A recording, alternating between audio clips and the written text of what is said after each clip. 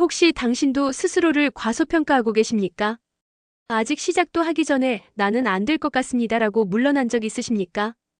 기회가 와도 먼저 포기부터 하신 적 있으십니까? 그렇다면 지금 당장 멈추셔야 합니다. 당신의 인생을 막고 있는 것은 능력이 아니라 왜곡된 뇌회로일 가능성이 높습니다. 왜 이런 일이 반복되는 것일까요? 지하철에서 잘 차려입은 사람을 보고 나는 저 사람보다 부족합니다라고 느끼지 않으셨습니까? 회사에서 칭찬을 받아도 운이 좋았을 뿐입니다라고 넘기지 않으셨습니까? 집에 돌아와 하루를 정리하다가 나는 왜 이것밖에 안 됩니다라고 자책하지 않으셨습니까? 밤이 깊어질수록 작아지는 자신을 보며 또 내일을 걱정하지 않으셨습니까? 도대체 왜 우리는 스스로를 이렇게 쉽게 깎아내리는 것일까요? 지금부터 그 비밀을 낱낱이 공개하겠습니다. 이것은 성격 문제가 아닙니다. 자존감이 낮아서도 아닙니다. 뇌의 특정 생존 회로가 과열되었기 때문입니다. 오늘 영상에서는 왜 의지로는 바뀌지 않는지, 그리고 단 3주 만에 자기평가 회로를 바꾸는 방법까지 모두 알려드리겠습니다. 끝까지 보시면 스스로를 과소평가하던 자동 패턴을 끊는 방법을 정확히 알게 되실 것입니다.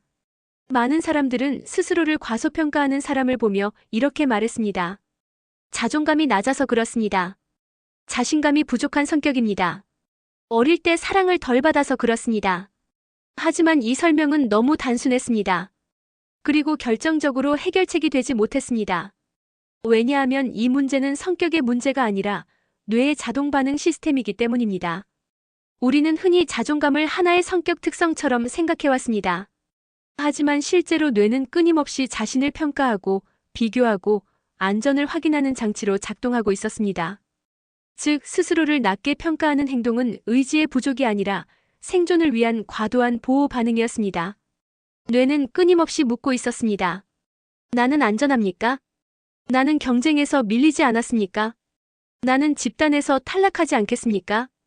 이 질문이 과열되면 우리는 실제 능력보다 낮은 점수를 스스로에게 주게 됩니다. 이것은 겸손이 아닙니다. 이것은 뇌가 위험을 과장해서 계산하는 방식이었습니다. 그래서 아무리 나는 할 수 있습니다라고 외쳐도 바뀌지 않았습니다. 이미 무의식 회로에서 낮은 점수가 먼저 매겨지고 있었기 때문입니다. 우리는 스스로를 과소평가하는 것이 습관이라고 생각했습니다. 하지만 그것은 반복 학습된 신경회로였습니다. 반복된 비교, 반복된 평가, 반복된 실패 경험이 특정 회로를 두껍게 만들었습니다. 결국 우리는 스스로를 보호하기 위해 먼저 낮춰버리는 전략을 선택하고 있었습니다. 기대를 낮추면 실망도 줄어든다고 뇌가 계산했기 때문입니다. 이것은 나약함이 아니었습니다. 오히려 과도한 안전 추구였습니다. 중요한 것은 여기서 시작됩니다. 이것이 성격이라면 고칠 수 없었습니다. 하지만 이것이 뇌회로라면 훈련으로 바꿀 수 있습니다. 프레임을 바꾸는 순간 해결의 문이 열립니다. 나는 원래 이런 사람입니다 라는 말은 틀렸습니다. 나는 특정 회로가 과열된 상태입니다 라는 말이 더 정확합니다. 그리고 회로는 바뀝니다. 이 지점에서 우리는 비로소 희망을 가질 수 있습니다. 자신을 탓하는 대신 구조를 이해하는 것, 이것이 첫 단계입니다. 최근 신경과학과 심리학 연구에서는 자기평가가 감정이 아니라 계산 과정이라는 사실을 밝혀냈습니다. 우리의 뇌는 외부 정보를 입력받고 과거 경험과 비교하며 위험도를 예측하고 그 결과를 감정으로 출력합니다.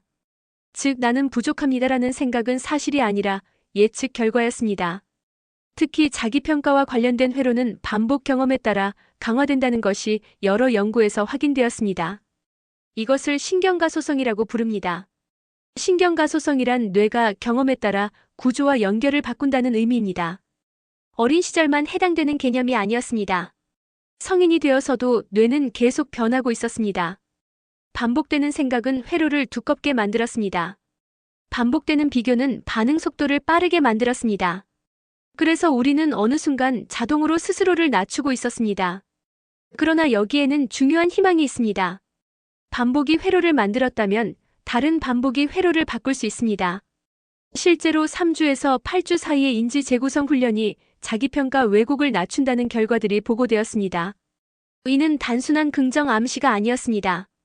사고 패턴을 수정하고 주의를 재배치하고 신체 반응을 조절하는 훈련이 전전두피질을 강화시키는 것으로 나타났습니다. 우리는 여기서 분명한 메시지를 얻을 수 있습니다. 당신은 고정된 사람이 아닙니다. 당신의 자기평가도 고정된 성격이 아닙니다. 일정 기간의 반복 훈련은 뇌의 연결 방식을 바꿉니다. 오늘 영상에서는 단순한 위로가 아니라 실제로 적용 가능한 구조적 방법을 제시하겠습니다. 그리고 그 변화는 추상적인 개념이 아니라 구체적인 일상 루틴에서 시작됩니다. 100일이면 충분합니다. 다만 조건이 있습니다. 이해하고 반복해야 합니다. 이해 없이 반복하면 오래가지 않습니다. 그래서 지금부터 우리는 원인을 정확히 분석해야 합니다. 그래야 방법이 작동합니다. 스스로를 과소평가하는 현상에는 전대상피질이라고 불리는 ACC가 깊이 관여하고 있습니다. ACC는 갈등을 감지하고 오류를 탐지하는 역할을 담당합니다. 쉽게 말해 내가 틀렸는지 부족한지 위험한 상황인지 감지하는 경보장치입니다. 원시 시대에는 이 기능이 매우 중요했습니다. 사냥 도중 실수를 빨리 인지하지 못하면 생존이 어려웠기 때문입니다. 부족한 능력을 빨리 인정하고 전략을 수정해야 했습니다. 그래서 ACC는 작은 차이도 민감하게 감지하도록 진화했습니다. 문제는 현대 사회입니다. 지금 우리는 사냥을 하지 않습니다. 하지만 SNS 피드, 직장 평가, 성과 비교가 끊임없이 입력됩니다. ACC는 이 모든 것을 잠재적 위험으로 해석하기 시작했습니다. 다른 사람의 성공은 나의 위협으로 계산되었습니다. 작은 실수는 사회적 탈락 신호로 과장되었습니다. 이 과정에서 ACC는 과열 상태가 됩니다. 이 현상을 우리는 자기평가 하이제킹이라고 부를 수 있습니다.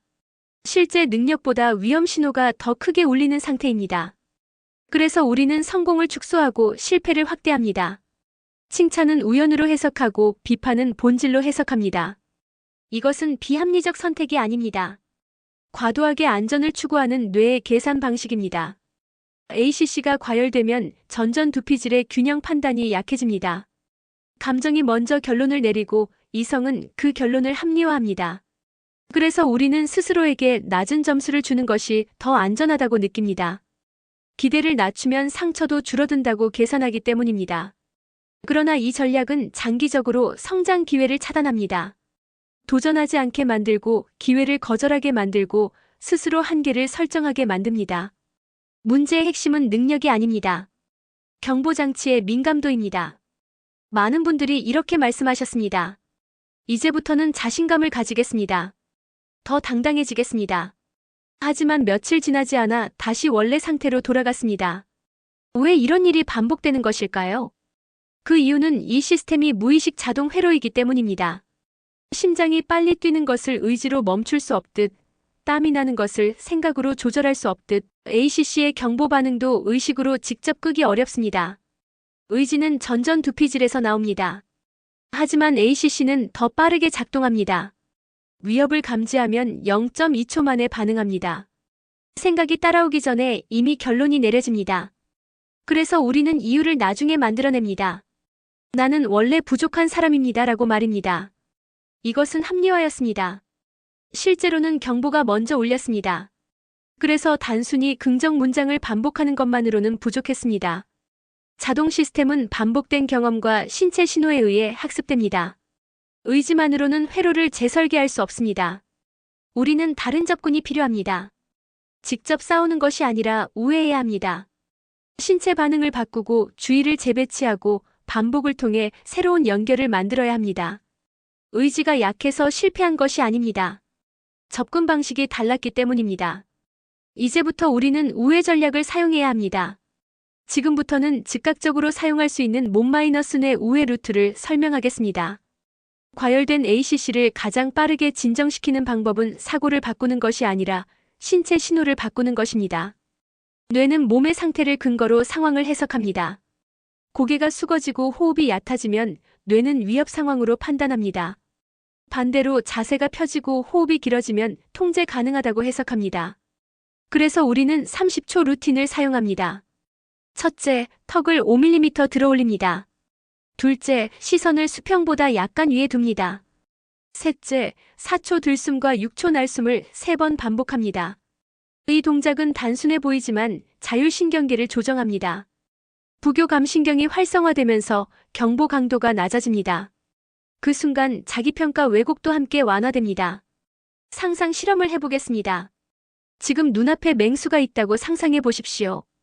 고개를 숙이고 숨을 가쁘게 쉬면 뇌는 도망 모드로 전환합니다. 그러나 천천히 호흡하고 시선을 안정시키면 뇌는 상황을 재평가합니다. 몸이 먼저 안전 신호를 보내는 것입니다. 우리는 이 원리를 이용합니다.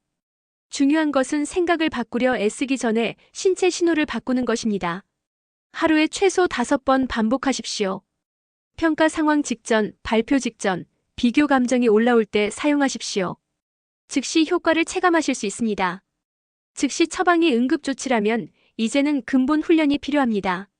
뇌는 근육처럼 사용한 방향으로 두꺼워집니다. 우리는 전전두피질을 강화하고 ACC의 과민 반응을 낮춰야 합니다. 이를 위해 6가지 키워드를 제시합니다. 감사, 수용, 자기연민, 비교 중단, 사실 기록, 작은 승리 축적입니다. 아침에는 오늘 할 수 있는 가장 작은 행동 하나를 기록합니다. 밤에는 오늘 잘한 3가지를 구체적으로 씁니다. 추상적으로 쓰지 마십시오. 보고서를 제출했습니다처럼 구체적으로 작성하십시오. 이것이 전전두피질을 활성화합니다. 또 비교를 인식하면 즉시 중단 선언을 하십시오. 나는 어제의 나와 비교합니다라고 말입니다. 자기연민은 변명과 다릅니다. 나는 최선을 다했습니다라고 인정하는 태도입니다. 이러한 반복은 3주 후 뇌 반응 속도를 바꿉니다. 100일이면 새로운 자동 경로가 형성됩니다. 과소평가 대신 균형평가가 자동화됩니다. 이 현상의 깊은 뿌리에는 비교 중독이 있습니다. 우리는 끊임없이 타인의 성과를 기준으로 자신을 계산합니다. SNS는 이 회로를 강화합니다. 도파민은 비교에서 자극을 받습니다. 그래서 우리는 무의식적으로 비교를 반복합니다. 그러나 비교는 항상 상향 비교로 흐릅니다. 나보다 뛰어난 사람만 눈에 들어옵니다. 이는 뇌의 선택적 주의 때문입니다. 해결책은 비교 금지가 아니라 비교 방향 전환입니다. 어제의 나와 비교하십시오. 성장 기록을 남기십시오. 비교 대상을 통제하는 순간 평가 왜곡은 줄어듭니다. 정리하겠습니다. 스스로를 과소평가하는 것은 성격 문제가 아니라 과열된 생존 회로입니다. 의지로 해결되지 않았던 이유는 자동 시스템이었기 때문입니다. 우리는 몸을 우회하고 반복으로 회로를 재설계해야 합니다. 오늘부터 3가지를 시작하십시오. 고개를 들고 30초 호흡 루틴을 사용하십시오. 밤마다 잘한 3가지를 기록하십시오. SNS 비교 시간을 줄이십시오. 그리고 오늘 밤 단 하나만 실행하십시오. 잠들기 전 오늘 해낸 1가지를 적으십시오. 그 한 줄이 회로를 바꾸는 첫 신호가 됩니다. 변화는 거창하지 않습니다. 반복이 만듭니다. 이제 선택은 당신에게 달려 있습니다.